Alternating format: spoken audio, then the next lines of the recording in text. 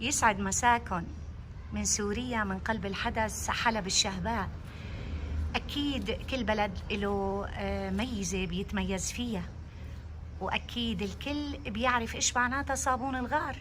له مسميات عديدة، البعض بيقول له الصابون النابلسي. بكل بلد له مسمى. حبيت أنقلكم الفولكلور الأصيل. هذا خان الصابون ودقة قديمة، وفعلا هو دقة قديمة. معي إنسان أبا عن جد بيشتغلوا بالصابون.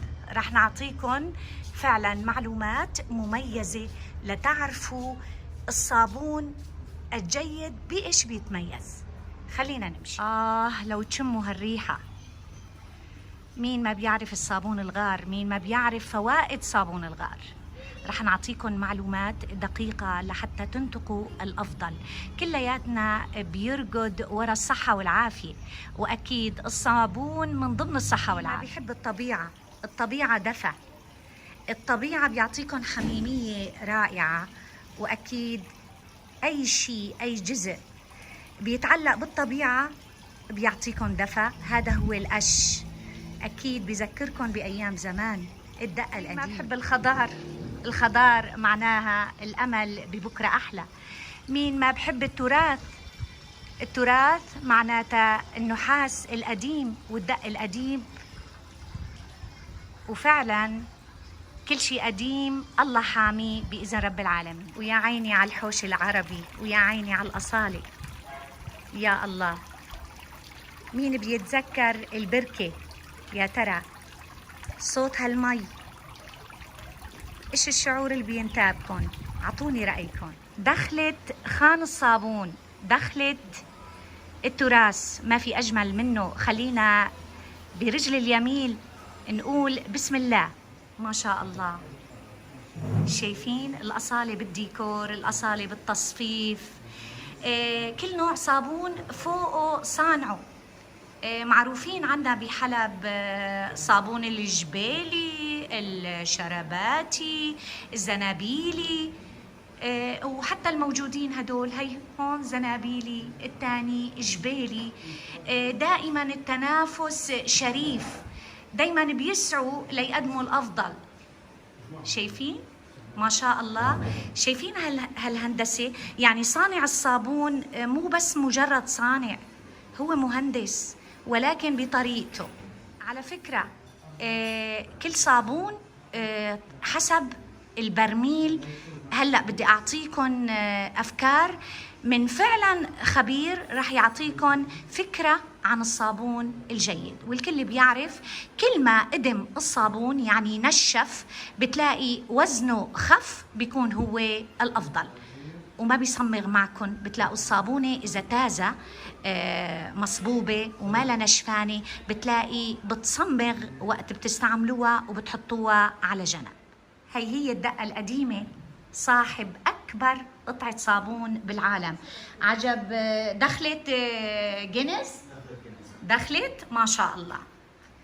بيحق لنا نفتخر أكيد، ما هيك؟ أعطوني رأيكم. طبعا جودته بجودة الصابون النابلسي. ما دام قلنا الصابون النابلسي معناتها من فلسطين، من مصدره هو نابلس، ولكن في خلاف بنسب التصنيع. رح نعرفكم على الدليل السياحي.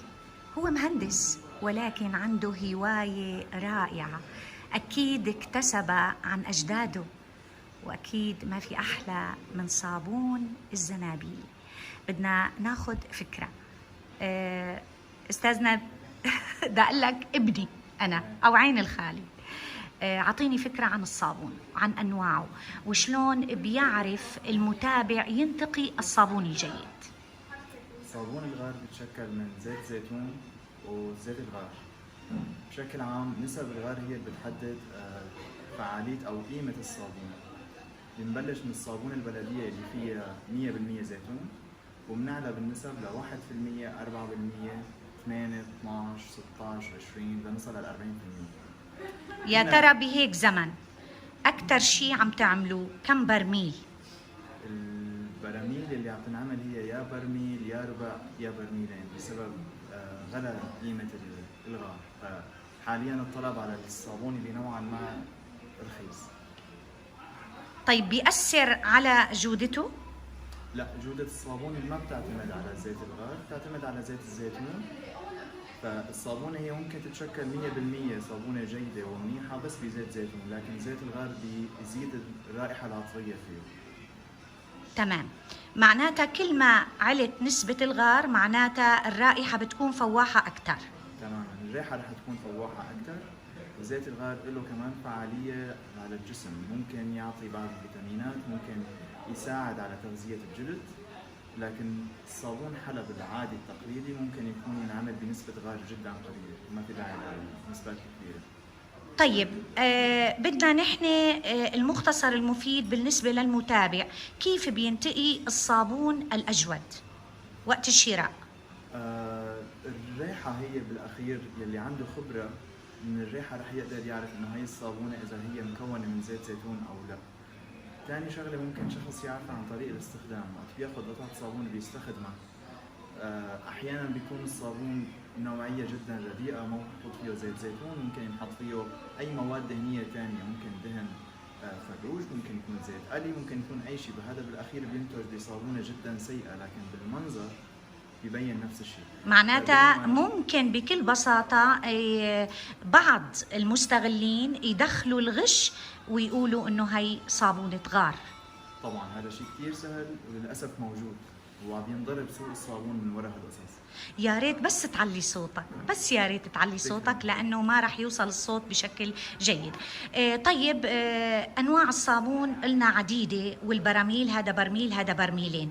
طيب كل نوع صابون يا ريت تقدم لهم النصيحة لإيش يستعملوه. هلا البعض الصابون في منهم بيشتكوا، المتابع بيشتكي بيقول أنا شعري عم بيلبد، هذا للجسم، هذا بيقولوا للأراضي. نحن بنعرف حلب أيام زمان ما حدا كان يستعمل لافيسيرا، ما كان حدا يستعمل دواء غسيل، الكل يستعمل الصابون البلدي. يا ترى ايش بيختلف؟ وعطينا كل استخدام. هلا كنا نحن للسجاد نحط صابون غار، لتخزين الملابس من الصيف للشتاء او من الشتاء للصيف صابون. هلا الحكي لك تقدم لي اجوبه على الاسئله اللي طرحتها. الصابون حسب نسبة الغار بنبدأ من 0% اللي هي 100% زيتون. هي ممكن تستخدم للأراضي، ممكن تستخدم للسداج بسبب إنه سعرها رخيص، وممكن الإنسان يستخدمها لأي شخص اللي بيكون بشرته نوعا ما ناشفة، لأنه زيت الزيتون هو بطبيعته موجود فيه الجليسرين، موجود فيه كثير مواد دهنية تلزم للجسم.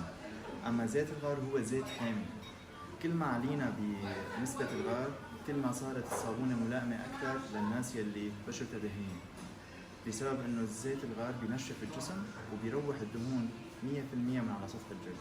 بس هذا الشيء مو ضار، هذا الشيء بيساعد الجسم إنه هو يفرز ويعوض المواد الدهنية الطبيعية اللي موجود فيه. طيب وبالنسبة للتخزين، ايش المادة اللي موجودة فيها اللي فعلا يقي السجاد من العت، يقي الملابس من أي حشرة ممكن تأذي التخزين، وحتى على الريحة بالنسبة للروائح؟ بالنسبة للتخزين يفضل دائما استخدام نسب الغار العالية بسبب جودة وفعالية زيت الغار بطرد جميع الحشرات، مثل العت، مثل الحشرات اللي ممكن تنتشر بين اللبس أو بين السداج. أما زيت الزيتون بشكل عام ما له ريحة، ما بيأثر على، ما كثير بيساعد في هذا الموضوع. طيب بدي أسألك سؤال، في مادة مواد تانية هي الدريرة، دايما نحن بنسعى لناخدها ونستعملها للتخزين وفعلا بتطرد الحشرات، إيش هو السبب؟ السبب هو الرائحة العطرية اللي موجودة جوات الدريرة. أيوة، هي رائحة مساعدة على طرد جميع الحشرات وجميع الشغلات اللي ممكن تنمو كفطر أو كعد أو أي شيء جوات اللبس، المناطق المسكرة. يسلم تمك. بدي أسألك سؤال أخير بالنسبة للمتابعين، كم برميل بتنصح الصابونة يشتروها إذا بده يستعملوه للجسم؟ للجسم حسب البشرة، إذا كانت بشرة دهنية يفضل من 4 براميل، 5 براميل، 6 براميل ونحن طالعين. اذا البشره كانت ناشفه وبحاجه لترطيب اكثر فبرميل، ربع برميل ماكسيموم بكفي. طيب هلا المتابع عم يسمع براميل براميل براميل، قل لي ايش معناتها برميل، وهالبرميل ماذا يحوي بداخله، النسب شلون بتكون، وايش معناتها برميل؟ ممكن تعطينا فكرة عنها، وشلون بيعرف المتابع او المشتري ياخذ الاجود؟ تمام. الحله يلي بيصنع فيها صانع الصابون تتكون من 25 برميل بشكل عام، جميع المكونات مع بعض يلي هي المي، زيت الزيتون، زيت الغار، والكوستيك او ال NaOH هيدروكسيد الصوديوم. فنحن وقت بنحط من الطبخه 10 براميل زيت غار، وبالتالي نحن النسبه المئويه للطبخه اللي رح تطلع معنا هي 40% غار منه. فالصابونه تباع على اساس 10 براميل 40% غار. ما شاء الله، معناتها يركزوا نسبة الغار. وقت منقول برميل هي 12 برميل، 8 برميل، 9 برميل، 7 برميل، معناتها نسبة الغار مرتفعة. تمام. البرميل الواحد بيعمل 4%، وكل ما زدنا عدد براميل تضاعف 4 8 12 16 20 لنصل لل 40. طيب قل لي نسب الجودة الممتازة، ايش قد نسبة الغار، ايش قد نسبة زيت الزيتون، ايش قد نسبة المادة الكيماوية؟ بشكل عام المادة الكيماوية اللي بتنحط جوات الصابون بالأخير بتطلع، لأنه بيتم نتخلص منها، يعني ما يخافوا منها. ما بيضل أبدا مادة كيماوية. والدليل الصابون النابلسي ما بحطوا المادة الكيماوية، بيحطوها بطريقة قليلة بحيث انه بس تتم عملية تصبن، لأنه هيدروكسيد الصوديوم بالأخير هو التربة. في حال إذا واحد جاب تراب غلاها مرتين ثلاثة أربعة بعدين طلع استخدم المي، فهي نفسها هيدروكسيد الصوديوم اللي بتعمل تصبن، بدون ما في مجال ينعمل صابون. هو نحن مثل تصبين، تجميد وتثبيت للصابون. هي اخذنا الميزه هاي وخلص تخلصنا منها، بتبقى بالقاع مثل عمليه التكليس للمربى. شلون نتخلص منها وناخذ ماء رائق الكلس؟ هي هون نفس الشيء. اوكي تفضل. بيتم الهيدروكسيد الصوديوم بيفصل الجليسيرين بالماده الدهنيه اللي هي الزيت عن المواد الباقيه اللي بده يتشكل منها الصابون، تنزل على القاع، وبنهايه الطبخ بيفتحوا الحنفيه فبينزل من تحت كل المواد الكيماويه اللي هي الجليسيرين، وبينزل معها كمان هيدروكسيد الصوديوم، وبيضل الصابون على المي فوق. ما شاء الله. طبعا النسب القليله مناسبه للجلد او الشعر يلي نوعا ما بيكون ناشف، كل ما علينا بالنسب بتناسب الجلد والشعر يلي بيكون نوعا ما دهني. قصدك نسب الغار ونسب الزيت؟ طبعا نسبة زيت الغار عم بحكي عنها. ايه زيت الغار طبعا. في ميزات بتلفت نظرنا اثناء استعمال الصابون بدل على الجودة الفائقة. قلنا ميزات الصابون الجيد اللي منشوفه بالعين المجردة أثناء الاستعمال، أثناء شمه. في حال كان شخص بيسوق بده يعرف بس أي نوع هو اللي أضبط، هو أي نوع ممكن تكون زيوته صحيحة ما فيه غش. الطريقة الأولى هي طبعا عن طريق الخبرة، عن طريق الشم. وقت واحد بيمسك صابونة وبيشمها هي لازم يكون واضح فيها إنه الزيوت المستخدمة فيها، في حال كان زيتون لازم تكون تقريبا عديمة الرائحة بدون أي رائحة، بسبب إنه زيت الزيتون ليس بزيت عطري. وفي حال كان في وجود لزيت الغار لازم تكون رائحة الغار مميزة وواضحة. غير هيك ممكن يكون داخل عطور ثانية بالتصنيع بسبب دخيلة تمام. في ميزة أنا كان يقلنا الوالد الله يرحمه، وقت بدك تاخدي الصابون الجيد بتشميه لازم تعطسي. تمام. في حال كانت رائحة الغار أو نسبة الغار كبيرة بسبب إنه الريحة كثير ثقيلة، فأحيانا الواحد بيعطس، هذا دليل على علو نسبة الغار في الصابون. طيب والميزة الثانية وقت بخف وزنه، النشفان. طبعا. هلا كثير بيعانوا، بيقولوا لي خالي اشترينا صابونة الغار من هون ريحتها بتجنن، بس استعملناها حطيناها على المصبنة حاملة الصابون واجت مادة صمغية كثيرة بتلزق بتصمغ. يا ترى السبب؟ واحد من أهم العوامل اللي بتزيد من جودة الصابون هو فترة النشاف. في حال الصابونة انتركت 6-7 شهور تنشف بالطريقة الصحيحة وكان في تهوية صحيحة، فالصابون بالأخير رح يفقد المادة اللي هي المي اللي تم التصنيع فيها، رح تزيد صلابته. في حال أجته مي بالأخير عند الاستخدام فما رح ينخرط. هذا طبعا معناتها يمسكه بإيده بده يكون خفيف الوزن، هذا دليل النشفان. وكل ما أخذته صابون قديم يعني نشفان بيكون الأفضل. بيكون الأفضل لسبب ثاني كمان، تفضل. المواد الكيماوية أو المواد اللي داخلة بالتصنيع أو التفاعلات الكيماوية اللي أدت لتشكيل الصابون. اذكرها المادة. المادة هي وقت الهيدروكسيد الصوديوم عم بيتفاعل مع زيت الزيتون بيتم التصبن، فبيتم انفصالها للجليسرين. المادة اللي بقيانة مع الزمن بتكون عوامل انتيبيوتيك ممكن تكون مضادة للالتهابات اللي بتصير في الجسم. كل ما زاد الوقت كل ما تطورت هي المواد أكثر وزادت، واللي هي كثير مفيدة لجسمنا. يسلم تمك يا نديم. نديم دايما المتابع بيتراود لذهنه فكرة لربما هو انغش بالسعر. دايما بيسألوني خالي دلال رحنا للمحل الفلاني حسب لنا الصابون، مثال أنا دا أعطيك إنه والله حسب لنا يا ب20,000، البعض بيقول ب40,000 والبعض بيقول 80,000. بحسب حاله للي أخذ 20 الكيلو ب20,000 هو الرابح. يا ترى ما سبب تفاوت الأسعار في سعر الصابون؟ خلينا نوصل الصورة واضحة وما نظلم البائع. تفضل. في عوامل كثيرة بتلعب دور بالسعر. أول عامل هو النشاف.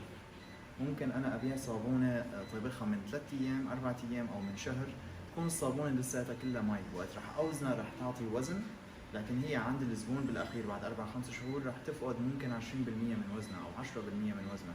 فبالتالي طبيعي إنه هذا النوع من الصابون ينباع أرخص. رائع. أول شغلة. الشغلة الثانية نسبة الغار. كل ما زاد نسبة الغار طبيعي جدا انه يغلظ الصابون، لانه زيت الغار اغلى بكثير من زيت الزيتون.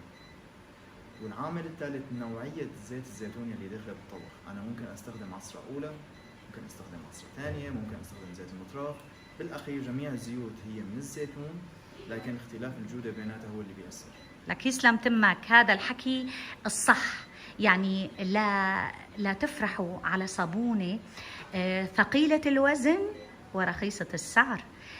كل ما نشف الصابون بخف وزنه وبيكون حتى مفعوله بضاين عندك أكتر.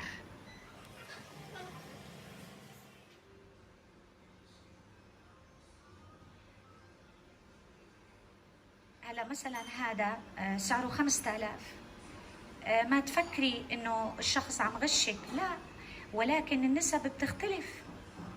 ومثل ما شرحنا هذا بتلاقوا أغلى، هذا أرخص، وهذا أرخص. كل نوع صابون خاص بأشياء معينة مثل ما ذكرناها. الديكور، وشوفوا السقف ما أجمله، ما شاء الله ما شاء الله. أنا بهرتني هي الصابونة. تعالوا لنصور ونشوف مين. بصراحة أنا ما شفت مين اللي عاملها للأمانة. خلينا نشوف مين عاملها. نديم. دقة قديمة. طيب مين صاحبها يا ترى؟ هي شركة دقة قديمة صاحبها. بعرف هو من بيت مين؟ لا والله ما بعرف.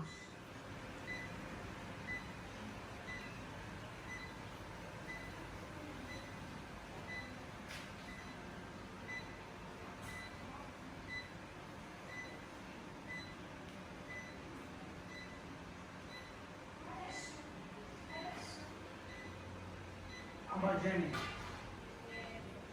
صابوني اللي تحته جسم الطهارة. صابوني